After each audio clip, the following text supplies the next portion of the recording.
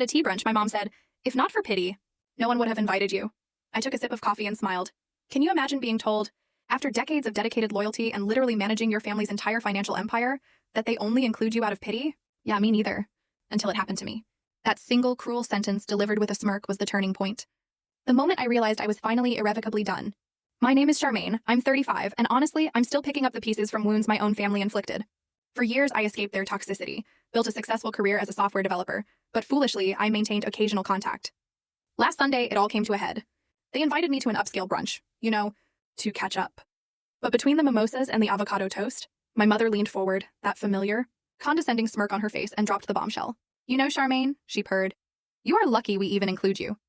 Pity goes a long way. I just sipped my coffee and smiled.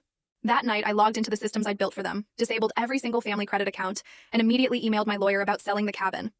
Growing up in Fairfield, Connecticut, our sprawling colonial home with its manicured lawn and heated pool looked like a picture of privilege from the outside. But inside, it was a fortress of emotional coldness, a place where expectations suffocated you. My childhood bedroom, painted a pale, lifeless blue at my mother Elaine's insistence, despite me begging for green, became my sanctuary. My prison, but my sanctuary. I was a straight A student, I joined honor societies, I captained the debate team. My achievements, though? They just collected dust. Meanwhile, my brother Nathan received lavish praise for his mediocre baseball performance and average grades. I remember my high school graduation, where I delivered the valedictorian speech, and my father Richard was checking his BlackBerry. Later, my mother complained my dress looked department store.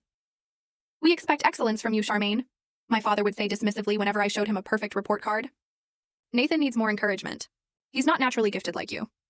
It was this backhanded compliment, this toxic justification, that became their excuse for emotional neglect. Our family wealth came from Richard Wilson Enterprises, a commercial real estate development company my father built in the 80s. By the time I was 10, he owned shopping centers across 3 states. My mother, a former beauty queen, dedicated herself to climbing social ladders. She served on charity boards, not out of compassion, but for connections. She hosted dinner parties where I was briefly showcased like an exotic pet before being sent upstairs.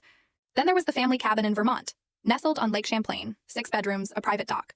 It was our public image of wholesome togetherness, appearing on Christmas cards and in family legends.